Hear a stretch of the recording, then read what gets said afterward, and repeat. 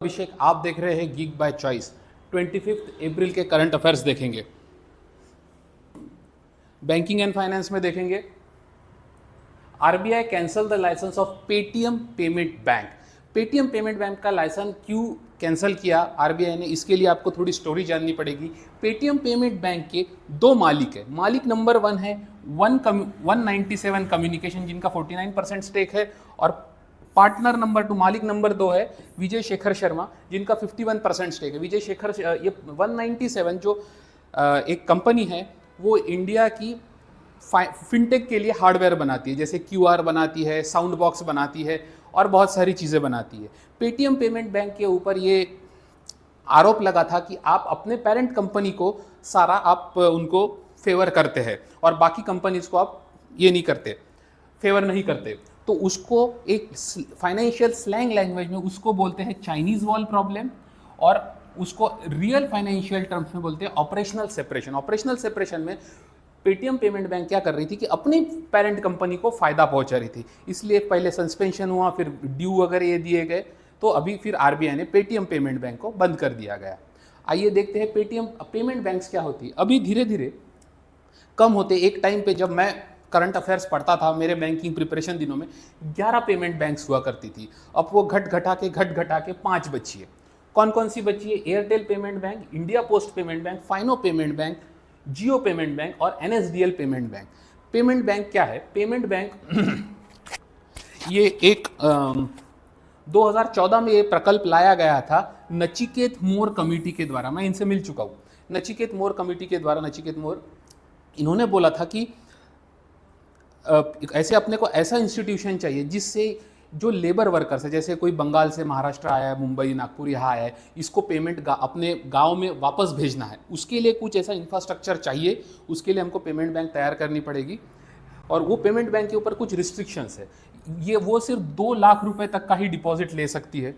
दूसरा रिस्ट्रिक्शन उसके ऊपर है कि उसका 100 करोड़ रुपए का पेड अप कैपिटल होना चाहिए, मतलब इनिशियली उनके पास 100 करोड़ रुपए होने चाहिए, और उन 100 करोड़ में से मिनिमम 40% उसके प्रमोटर के पास, यानी कि मेन मालिक के पास होने चाहिए।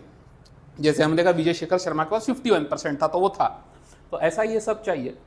अभी धीरे धीरे हो क्या रहा है कि अभी दुनिया बहुत बदल गई है। 2014 और 2026 में बहुत फर्क है। अभी ऑलमोस्ट सब बैंक्स ये काम करती है पेमेंट का।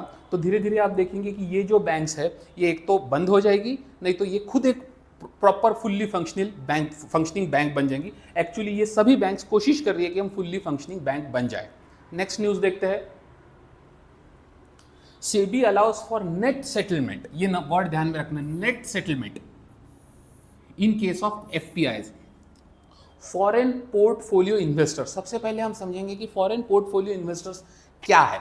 फॉरेन पोर्टफोलियो इन्वेस्टर्स ऐसे इन्वेस्टर्स है जो इंडिविजुअली आके इंडियन मार्केट में, इंडियन शेयर मार्केट में इन्वेस्ट नहीं करना चाहते। ऐसे फॉरेनर्स जो इंडिविजुअली आके इन्वेस्ट नहीं करना चाहते क्योंकि बहुत तामझाम है, तो वो ऐसा करके कुछ ग्रुप बना लेंगे, कोई म्यूचुअल फंड बना लेंगे, कोई इंश्योरेंस कंपनी में अपना पैसा डाल देंगे, और फिर वो म्यूचुअल फंड या वो इंश्योरेंस कंपनी एक पोर्टफोलियो के साथ एक बड़ा अमाउंट बहुत थोड़े समय के लिए इंडियन मार्केट में आएंगे। अभी प्रॉब्लम ऐसा हुआ कि ये जो सारे इन्वेस्टमेंट और स्पेशली फॉरेन पोर्टफोलियो इन्वेस्टमेंट्स, ये इनको एक्चुअली रेगुलेट करता है सेबी और एनएसडीएल। ये 2 हमारी एजेंसीज ये इनको रेगुलेट करती है। अभी प्रॉब्लम ऐसा हुआ है फिलहाल कि जो फॉरेन पोर्टफोलियो इन्वेस्टर्स है वो हमारे देश से बाहर निकलते जा रहे हैं ड्यू टू वॉर, और ऐसा पोर्ट्रे किया जा रहा है स्पेशली अमेरिकन के द्वारा कि हमारा देश अभी स्टेबल है तो सारा पैसा लेके अमेरिका आओ। तो उनको थोड़ा फायदा देने के लिए सेबी ने नेट सेटलमेंट अलाउ किया है। अभी नेट सेटलमेंट क्या है वो समझते हैं। इसको एक एग्जांपल के थ्रू समझेंगे। ऐसा मान लीजिए कि एक पार्टी ए है, पार्टी बी है।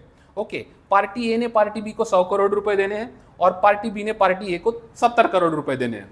तो ओवरऑल अभी अगर नेट सेटलमेंट होगा, वन टाइम सेटलमेंट होगा, तो सीधा सीधा 100 करोड़ इधर जाना है, 70 करोड़ इधर है, तो वन टाइम 30 करोड़ रुपए हम दे देंगे, ए बी को 30 करोड़ रुपए दे देगा और matter close.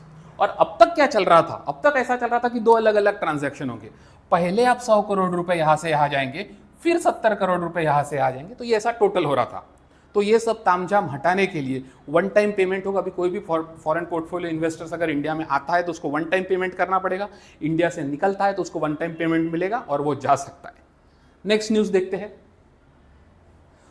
Finance minister to discuss Anthropic's Mythos threat. अभी एंथ्रोपिक क्या है? एंथ्रोपिक एक एआई की कंपनी है जिन्होंने माइथॉस नाम का एक सॉफ्टवेयर बनाया है। एंथ्रोपिक्स क्लॉड माइथॉस बनाया है। एंथ्रोपिक का कोई भी सॉफ्टवेयर के सामने ये क्लॉड नाम लगता है, तो अगर क्लॉड नाम दिखा तो एंथ्रोपिक, ये याद रख लेना। तो उन्होंने माइथॉस नाम का सॉफ्टवेयर बनाया। ये सॉफ्टवेयर साइबर सिक्योरिटी में बहुत महारत हासिल रखता है। तो ये इतना ज़्यादा अच्छा है कि इसको जो एक्वायर नहीं करेगा उसके लिए खतरा है। अभी के लिए राइट नाउ 25 अप्रैल 2026 तक सिर्फ 2 कंट्रीज ने इसको अपने अंदर लिया है, वो है यूएसए, अमेरिका और यूके। इन दोनों के बैंक्स ने माइथॉस को एक्सेप्ट कर लिया है। तो अभी बाकी के जो कंट्रीज है इंक्लूडिंग इंडिया, इनको डर लग रहा है कि चोरों को वहां तो एंट्री नहीं मिलेगी, तो ये हमारे बैंकों के ऊपर साइबर थ्रेट्स करेंगे, ये सारी चीजें करेंगे। स्पेशली चाइना का डर है। तो निर्मला सीतारमण जी, हमारे फाइनेंस मिनिस्टर ने कल 24 अप्रैल को एक मीटिंग बुलाई थी सारे बैंक के टॉप ऑफिसर्स के साथ और हमारे टॉप ब्यूरोक्रेट्स के साथ। उनके साथ डिस्कशन हुआ कि एक तो इसका सोल्यूशन निकालो, नहीं तो इनसे हाथ मिला लो। तो उसी के तहत आज एक न्यूज़ आ रही है कि जो हमारे नेस्कॉम है, national association of software and service companies, इन्होंने एंथ्रोपिक को लेटर लिखा है कि हमको प्रोजेक्ट ग्लासविंग में आप अंदर ले लीजिए। प्रोजेक्ट ग्लासविंग क्या है? प्रोजेक्ट ग्लासविंग एक माफिया के टाइप है जो खुद एंथ्रोपिक ने बनाया है। एंथ्रोपिक का ऐसा कहना है कि जो हमारे प्रोजेक्ट ग्लासविंग में आएगा उन्हीं को हम माइथॉस देंगे। फिलहाल हम इंडिया प्रोजेक्ट ग्लासविंग में नहीं है। तो नेस्कॉम ने एक चिट्ठी लिखी एंथ्रोपिक को, एंथ्रोपिक के मालिक डैनियल एमोडाई को, कि भाई हमको प्रोजेक्ट ग्लासविंग में हमको भी अपने शरण में ले लो, हमको भी प्रोजेक्ट ग्लासविंग में आप शरण दे दो। ऐसा बॉल बाय बॉल कमेंट्री चल रही है। नेक्स्ट न्यूज़ देखते हैं। इंटरनेशनल में देखेंगे चाबहार। पहले हम देखेंगे कि चाबहार का लोकेशन कहाँ पे है। ये देखिए, ये है ईरान, ये है पाकिस्तान, ये है इंडिया। यहाँ पे है आपका चाबहार पोर्ट और यहाँ पे है ग्वादर पोर्ट, जिसके बारे में हम बाद में देखेंगे। अभी यहाँ पे अमेरिका और ईरान का वॉर चल रहा है। यहाँ पे पूरा ईरान का दबदबा है, ईरान का, और यहाँ पे पूरा यूएसए का दबदबा है, यूएसए का दबदबा है। तो प्रॉब्लम ऐसा हो गया है कि यूएसए ने हमको थोड़ी सी मोहलत दी थी, अमेरिका ने हमको थोड़ी सी मोहलत दी थी कि आप बड़ी इकोनॉमी है, आपके देश में गरीबी नहीं आनी चाहिए, ये वो करके तो आप ईरान से तेल ले सकते हैं। पर वो मोहलत अभी 3-4 दिनों में खत्म होने वाली है। तो अभी चाबहार पोर्ट का करना क्या है? इंडिया ने 120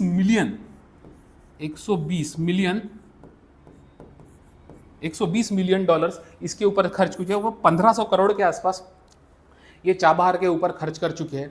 अभी चाबहार में हमारा क्या स्टेक है? क्योंकि अभी हमको तो उससे कुछ काम मिलने नहीं वाला। क्या हमारा उसमें कुछ स्टेक है भी, या फिर स्टेक है भी तो वो अमेरिका हमसे छीन लेगा या ईरान हमसे छीन लेगा? तो वो थोड़ा सा बॉल बाय बॉल कमेंट्री चल रही है। चाबहार हमने बनाया था ये ग्वादर पोर्ट को काउंटर करने के लिए, इसको बंद करवाने के लिए। ग्वादर फिलहाल ऑलमोस्ट बंद हो चुका है। इसको काउंटर करने के लिए, इसको चाइना ने बनाया था, उसको काउंटर करने के लिए हमने चाबहार पोर्ट बनाया था। ठीक है, एनीवेज नेक्स्ट न्यूज़ देखते हैं। USA to levy anti dumping duty on Indian solar cells. अभी हुआ, सबसे पहले समझते हैं एंटी डंपिंग ड्यूटी क्या होती है। एंटी डंपिंग ड्यूटी वो ड्यूटी होती है, जैसे इसी एग्जांपल से समझते हैं।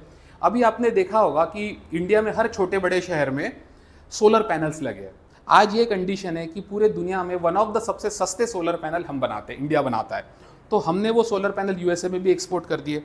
अभी यूएसए का ये कहना ऐसा है कि आपके यहाँ पे लेबर चीप होता है, ये सब चीप होता है, सस्ता होता है, तो आप सस्ते में बनाते हो, हमारे यहाँ पे एक्सपोर्ट करते हो, सस्ते में बेचते हो, तो हमारे जो सोलर पैनल की कंपनियां हैं वो कॉम्पीट नहीं कर पाती। इसीलिए हम आपके सोलर पैनल पे ड्यूटी लगाएंगे, उसके ऊपर थोड़ा टैक्स लगाएंगे ताकि वो इक्वल में आ जाए।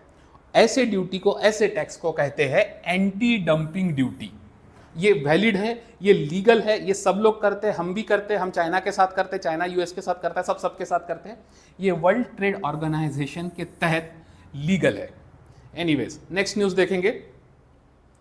नेशनल में देखेंगे आईआईटी रोपर कहां पे है? पंजाब में। रोपर पंजाब में launches India's first fully integrated agri intelligence system. पूरा एक इंटीग्रेटेड लॉन्च किया। अभी पूरा उसको ऑल ओवर इंडिया पे वो कवर नहीं हुआ है, उसको सिर्फ लॉन्च किया गया है। उसमें 3 लेवल्स है। पहला लेवल है इंफ्रास्ट्रक्चर लेवल, इसमें डेटा जनरेशन होगा। ये किसानों के पास जाएंगे, उनसे डेटा लेंगे, फिर यूनिवर्सिटीज़ में जाएंगे, उनसे डेटा लेंगे, सरकार के विभागों में जाके डेटा लेंगे, बड़े कॉरपोरेट्स के पास जाके डेटा लेंगे।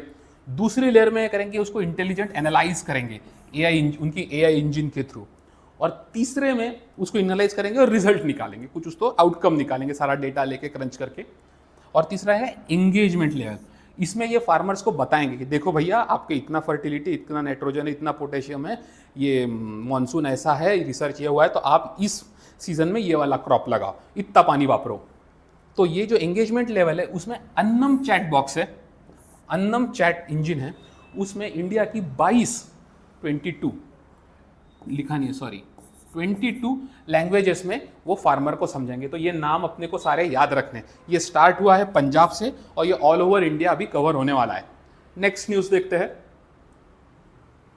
आईआईटी मद्रास ने 3 नए एआई के कोर्सेस लॉन्च किए। सबसे पहला कोर्स है इंजीनियर के लिए, जो इंजीनियर बनना चाहते हैं, दूसरा कोर्स है एडमिनिस्ट्रेटर्स के लिए, और तीसरा कोर्स है सबसे इंपॉर्टेंट है, वो है प्रॉम्प्ट इंजीनियरिंग। प्रॉम्प्ट इंजीनियरिंग का मतलब होता है ऐसी इंजीनियरिंग की आप एआई से बात कर सके, वो सिखाएंगे आपको प्रॉम्प्ट इंजीनियर। आपको सिर्फ ऐसा टाइप करना आना चाहिए, इंग्लिश में एआई से बात करनी आनी चाहिए, उसके लिए है प्रॉम्प्ट इंजीनियरिंग। वैसे आईआईटी मद्रास में जितना भी एआई का काम होता है, आईआईटी मद्रास में बहुत एआई का काम होता है, वो डेवलप हो रहा है आईआईटी मद्रास IITM प्रवर्तक के अंडर। ये नाम याद रखेंगे। और इनका IITM प्रवर्तक का इनका एक खुद का पोर्टल है, वो पोर्टल है स्वयं प्लस। इस पोर्टल पे वो ये सारे कोर्सेस पढ़ाने वाले हैं। नेक्स्ट न्यूज़ देखेंगे। Major ports of India, India के मेजर पोर्ट्स, यहाँ पे इस साल फाइनेंशियल ईयर 26 में FY 26 में 915 मिलियन टन्स कार्गो हमने इंपोर्ट एक्सपोर्ट किया। मेजर पोर्ट्स हम हमारे देख लेते हैं। ये मेजर पोर्ट्स है, आप स्नैपशॉट ले लीजिए, ये रटना इंपॉर्टेंट है, कौन सा कहाँ पे है, इसका एक स्नैपशॉट ले लीजिए। नेक्स्ट न्यूज़ देखेंगे। लोकायान 26, ये 26 है, इससे पहले 22 भी हुआ था, सॉरी मैंने लिखा नहीं। लोकायान 26 इससे पहले 22 भी हुआ था। लोकायान 26 एक है कि उसमें एक शिप, वो शिप का नाम है INS सुदर्शिनी। ये पूरा 10 महीने में ये इधर पूरा दुनिया घूमने वाली है, पूरा दुनिया घूमने वाली है 10 महीने में। और ये निकली है 20 जनवरी को निकली है। अब ये अलग अलग जगहों पे जाती है, तो वो बॉल बाय बॉल कमेंट्री हर चीज़ रटने की ज़रूरत नहीं है। रटने की ज़रूरत क्या है, ये 2 कंपटीशन में पार्ट लेने वाली, इंटरनेशनल लेवल के 2 कंपटीशन में पार्ट लेने वाली है। उसका नाम है एस्केलेटे एसेटे, ये फ्रांस में है, और सेल 250 ये USA में। USA को अभी इंडिपेंडेंट होकर 250 साल हो गए, उसका ये कंपटीशन है। और हमको चीज़ ध्यान में रखनी है कि इसके कैप्टन कौन है, कमांडर रविकांत नंदूरी, ये इसके कमांडर है। ये पूरा दुनिया घूमने वाले ये लोग, ये ऐसा ही ह्यूमैनिटेरियन, ये सारी चीज़ें ट्रेनिंग वेनिंग ये सब इसमें होने वाला है। नेक्स्ट न्यूज़ देखेंगे। DRDO ने अभी कुछ ऐसे व्हीकल्स लॉन्च किए जिसमें आप व्हीकल के अंदर बैठ के ऐसे गोली चला सकते थे, आपको बाहर नहीं निकालना पड़ेगा। ऐसी सारी चीज़ें जो आर्मर्ड व्हीकल्स लॉन्च किए, ये लॉन्च उन्होंने कहाँ पे किए वो इंपॉर्टेंट है। ये इन्होंने किए armoured corps centre and school इन अहिल्यानगर, महाराष्ट्र। अहिल्यानगर को पहले अहमदनगर बोलते थे, अभी इसको अहिल्यानगर बोलते हैं। ये इंपॉर्टेंट इसलिए है कि हमारे जो टैंक के क्रू है, हमारे जो आर्मी का जो टैंक का ट्रेनिंग है, वो भी यहीं पे होता है। ओके, DRDO का एस्टेब्लिशमेंट हुआ था 1 जनवरी 1958 को। इसका वही है, DRDO का काम ही है डिफेंस रिसर्च एंड ऑर्गेनाइजेशन, इसका वही काम है, defence research and development organisation, इसका वही काम है जो इसका दिख रहा है, मिनिस्ट्री ऑफ डिफेंस के तहत आता है कि ये डिफेंस में रिसर्च करते हैं। ध्यान में रखने वाली बात है कि इसके जो चेयरमैन रहते हैं, चेयरमैन ये डॉक्टर समीर कामत, ये साहब जो होते हैं, ये वैसे डॉक्टर है, ये बहुत पढ़े लिखे हैं, लेकिन ये साइंटिस्ट बैकग्राउंड से नहीं आते, ये आते हैं ब्यूरोक्रेटिक बैकग्राउंड से, और ये वो बाय डिफॉल्ट होते हैं। जो secretary department of defence R&D होते हैं, वो बाय डिफॉल्ट इसके चेयरमैन बन जाते हैं। जैसे इसरो में आप देखेंगे, इसरो में अलग है, इसरो के जो साइंटिस्ट होते हैं, जो हेड होते हैं, वो साइंटिस्ट होते हैं, प्रॉपर इसरो के आते हैं। DRDO के जो हेड होते हैं वो ब्यूरोक्रेट होते हैं। एनीवेज, नेक्स्ट न्यूज़ देखेंगे। स्माइल बेगारी मतलब भीख मांगना। ये ऐप एक लॉन्च हुआ है, किसने लॉन्च किया है, social justice, ministry of social justice and empowerment है, क्वाइट लॉजिकल है। भिखारियों को अच्छा कौन करेगा? Social justice and empowerment ministry. Okay, ये चंडीगढ़ में लॉन्च हुआ है। हमारे लिए याद रखने की बात है, मिनिस्ट्री ऑफ सोशल जस्टिस और एम्पावरमेंट के मिनिस्टर्स कौन है? मेन मिनिस्टर है वीरेंद्र कुमार, और यूनियन मिनिस्टर है, और आठवले रामदास बंडू ये मिनिस्टर ऑफ स्टेट है इनके अंडर। ये दोनों मिनिस्टर इन्होंने मिलके ये लॉन्च किया। इन्होंने आज और एक ऐप लॉन्च किया है, उसका नाम है नशा मुक्त भारत। नशा मुक्त भारत ऐप 2.0। ये इसका सेकंड वर्जन है। पहले वर्जन में इसको कुछ 270 जिलों में किया गया था, अभी इसको पूरे फुल ऑल ओवर इंडिया कर दिया गया है। ये उन्होंने दूसरा ऐप लॉन्च किया गया है। ये नशेड़ियों का रियल टाइम, और वो उसमें भी भिखारियों का रियल टाइम डेटा लेंगे और उसको वहाँ के कलेक्टर डिस्ट्रिक्ट एडमिनिस्ट्रेशन के पास पहुँचेंगे और उनको रियल टाइम रिहेबिलिटेशन वगैरह करवाया जाएगा। नेक्स्ट न्यूज़ देखेंगे स्टेट में, ये बहुत इंपॉर्टेंट न्यूज़ है यूपी का। यूपी ने लॉन्च किया है O&M वारंटी 10 साल की, ऑपरेशंस एंड मेंटेनेंस। उसके तहत क्या हो रहा है, जल जीवन मिशन हमारा एक था जो सेंट्रल गवर्नमेंट का था, उसके तहत हमको हर गांव में अच्छा मीठा पानी पहुंचाना है, पीने का पानी पहुंचाना है, तो वो हमने पहुंचा दिया। अभी यूपी गवर्नमेंट ने उसके तहत जल जीवन मिशन के तहत जल अर्पण इनिशिएटिव चालू किया। उसके तहत ऐसा है कि अभी उन्होंने बना के जो ड्रिंकिंग वाटर का जो भी सिस्टम है वो पूरा उन्होंने ग्राम पंचायत को हैंडओवर कर दिया 10 सालों के लिए। उसको बोलेंगे ऑपरेशंस एंड मेंटेनेंस। जो पीने के पानी का ऑपरेशंस एंड मेंटेनेंस है अभी वो यूपी में वहाँ के ग्राम पंचायत के हाथ में होगा, राज्य सरकार के हाथ में नहीं होगा। ये बहुत अच्छा इनिशिएटिव है, ऐसा करना चाहिए। नेक्स्ट देखते हैं एग्रीस्टैक गेट्स 13,000 करोड़। ये इसको भूल ही जाओ, ये उतना इंपॉर्टेंट भी नहीं है, ठीक है, इसको भूल जाओ। एग्रीस्टैक इस साल क्या हुआ है कि केंद्र सरकार ने राज्य सरकारों के लिए टोटल में 2 लाख करोड़ का बजट रखा है। तो पूरे ये फाइनेंशियल ईयर 27 में 1 अप्रैल 26 से लेकर 31 मार्च 27 तक 2 लाख करोड़ रुपए ये केंद्र सरकार राज्य सरकार को देने वाले। उन 2 लाख करोड़ में से 13,000 करोड़ 13,000 करोड़ ये जाने वाला है ये online unified digital payment infrastructure बनाने के लिए। ऐसा आप समझिए कि फार्मर्स के लिए एक यूनिफाइड पेमेंट इंटरफेस, उसमें फार्मर्स का नाम होगा, फार्मर्स का आधार कार्ड जैसा एक नंबर होगा, उनकी लैंड का एक नंबर होगा, उसमें उनको इंश्योरेंस के बारे में, उनकी क्रॉप्स के प्राइजेस के बारे में ये सब बताया जाएगा। अभी ये डेवलपमेंट स्टेज में है, उसके लिए 13,000 करोड़ सरकार ने रखे। होपफुली इस साल में ये बन जाएगा। उसका नाम है एग्रीस्टैक। ठीक है, नेक्स्ट न्यूज़ देखते हैं। MOUs and mergers and acquisitions में देखेंगे JSW Motors and Tata Alexis इन्होंने मिलकर एक MOU साइन किया गया है, और ये क्या करने वाले हैं कि हाइब्रिड व्हीकल सस्टेनेबल, ये मिलके एक सॉरी ये लिखा नहीं, ओके, ये करके ये दोनों मिलके क्या करने वाले हैं कि एक प्रीमियम हाइब्रिड व्हीकल्स EV बनाने वाले, प्रीमियम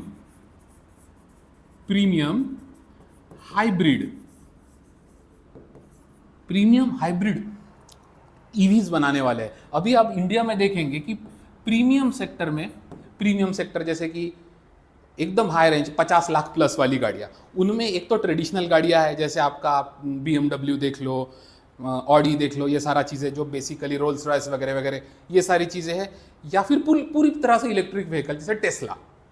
पर उनके बीच में तो हाइब्रिड वाली जो दोनों पे चले ऐसी गाड़ियाँ प्रीमियम रेंज में इंडिया में है ही नहीं। जो हाइब्रिड वाली व्हीकल्स इंडिया में वो 10 लाख 12 लाख, टाटा पंच ये सारी चीज़ें हैं। तो ये दोनों कंपनीज ने, JSW मोटर और टाटा एलेक्सिस ने मिलके प्रीमियम हाइब्रिड मॉडल EV का बनाने के लिए इन्होंने किया है। उसके लिए JSW और उसका प्लांट वो लोग लगाने वाले छत्रपति संभाजीनगर महाराष्ट्र में, अब तक लगा नहीं है, लगाने वाले। ये 2 कंपनियों के बारे में हम थोड़ा सा जान लें। JSW motor, Jindal steel work, ये JSW ग्रुप की एक कंपनी है जो पूरे ऑल ओवर इंडिया में फैली हुई है, ऑल ओवर वर्ल्ड में फैली हुई है। और टाटा एलेक्सिस का काम भी यही है कि वो टाटा ग्रुप का ऐसा एक ये है सब्सिडरी कि वो डिज़ाइन करता है व्हीकल्स को, वो है। तो इन दोनों ने मिलकर हाथ मिला के ये किया है। नेक्स्ट न्यूज़ देखेंगे। Amazon enters into alliance with TGRA for rice carbon credit. TGRA का फुल फॉर्म देख लेते, good rice alliance. Good rice alliance क्या है, जो वर्ल्ड की टॉप की कंपनीज है, बड़ी कौन सी, बेयर्स ये फार्मास्यूटिकल है, जेन जीरो, शेल ये तेल की कंपनी है, मित्सुबिशी ये जापानीज कंपनी है जो एयरक्राफ्ट्स बनाती है, ये सब ने मिला के एक ऐसा एनजीओ टाइप का बनाया, उसके तहत वो फार्मर्स को sustainable agriculture, specially rice farmers को सस्टेनेबल एग्रीकल्चर कराना सिखाएंगे। उसमें ज़्यादा कार्बन फुटप्रिंट नहीं होगा, ज़्यादा कार्बन डाइऑक्साइड रिलीज नहीं होगा। तो अमेजॉन ने उनसे, वो फार्मर से ये अलायंस से कार्बन क्रेडिट खरीद लिए। अभी अमेजॉन को ज़्यादा करके, मतलब अमेजॉन को अभी ये एनवायरनमेंट के बारे में वगैरह उतना सोचना नहीं पड़ेगा, और इन लोगों को, जो हमारे किसान हैं और ये जो कंपनियों ने उनके लिए पैसे दिए हैं, इनको थोड़े पैसे भी मिल जाएंगे। दोनों का फायदा है। नेक्स्ट न्यूज़ देखेंगे, MELSS, ये हमारी इंडिया की कंपनी है, और वेल्टेक, ये इन दोनों ने मिला के एक जॉइंट वेंचर बनाया। और काय को बनाया है? MELSS ये हमारी कंपनी है, ये हमारी कंपनी जिसको ट्रेडिशनल एक्सपर्टीज है। MELSS का हेडक्वार्टर है चेन्नई में, जिसको ट्रेडिशनल एक्सपर्टीज है। वो टैंक के लिए पेट्रोल बनाएंगे, ग्रीस बनाएंगे, उसके लिए ये सारी चीज़ें, और एयरक्राफ्ट के लिए बनाएंगे, 417 टाइप के ग्रीस बनाएंगे। ये सारी चीज़ें हमारी ट्रेडिशनल कंपनी बनाएंगे, MELSS। और वेल्टेक जो है ये एक हाईटेक रिसर्च कंपनी है अमेरिका की, एक्सपीरियंस्ड इनोवेशन इनका है। तो ये दोनों मिला के एक स्पेशलाइज्ड केमिकल्स हमारे देश में बनाने वाले हैं। कभी भी दो कंपनी आती है तो एक कंपनी का एक एक्सपर्टीज़ होता है, जैसे इसमें MELSS का एक ट्रेडिशनल एक्सपर्टीज़ है, ये प्लांट बनाना, उसमें वर्करों को लगाना, ये सारी चीज़ें, और वेल्टेक इसका रिसर्च का एक्सपर्टीज़ है। दोनों मिलके दोनों का फायदा हो जाएगा। नेक्स्ट न्यूज़ देखेंगे, JSW, फिर से JSW आ गया है, JEF फॉर 32,000 करोड़, बहुत बड़ा अमाउंट है friends, 32,000 crore joint vehicle. JSW आपको पता है, अभी बताया, जिंदल स्टील वर्क्स, बहुत बड़ी कंपनी है। और JFE स्टील कॉर्पोरेशन, ये जापान की सबसे सेकंड लार्जेस्ट स्टील मैन्युफैक्चरर है, JEF। इन्होंने मिलकर 32,000 करोड़ रुपए इन्वेस्ट किए। कहाँ पे? अभी पहले क्या हुआ था, डेढ़ दो साल पहले तक JSW स्टील ने भूषण पावर एंड स्टील को खरीद लिया था। ये भूषण पावर एंड स्टील एक ओडिशा संबलपुर की कंपनी है, ये घाटे में जा रही थी, तो ये जिंदल बड़ी कंपनी ने इसको खरीद लिया। अभी इसको पूरा बड़ा बनाने वाले, इसको अभी फिर से यहाँ पे स्टील प्रोडक्शन स्टार्ट करने वाले हैं, और उसके लिए इन्होंने JEF से एक हाथ मिलाया है, और दोनों मिलके 32,000 करोड़ ओडिशा के संबलपुर में डालेंगे। बहुत पैसा है, बहुत बड़ा प्लांट बनेगा। नेक्स्ट न्यूज़ देखते हैं, स्पोर्ट्स में देखेंगे, इंडियन एक्वेस्ट्रियन। अभी एक्वेस्ट्रियन का मतलब क्या होता है? इंडियन एक्वेस्ट्रियन मतलब घुड़सवार। आपने कभी वीडियो वगैरह देखे होगी, हम मोस्टली लोग वो गेम देखते नहीं हमारे देश में। घोड़े पे ऐसे पानी के ऊपर से घोड़े को कुदाते हैं, ऐसे कुछ ऐसे ईंट रखे उसके ऊपर से घोड़े को कुदाएंगे, वो जो काम है वो एक्वेस्ट्रियन घुड़सवार का करते हैं। उन्होंने इंडियन घुड़सवार अनुष अग्रवाला, इन्होंने वो घुड़सवार की कंपटीशन, उसका नाम है CDI हेगन, वो जर्मनी हुई थी, उसमें उन्होंने सिल्वर मेडल जीता है। लिखना भूल गया मैं, सिल्वर, ये सेकंड आए थे, ये मेडल इन्होंने जीता है, सिल्वर मेडल, याद रखने वाली बात है।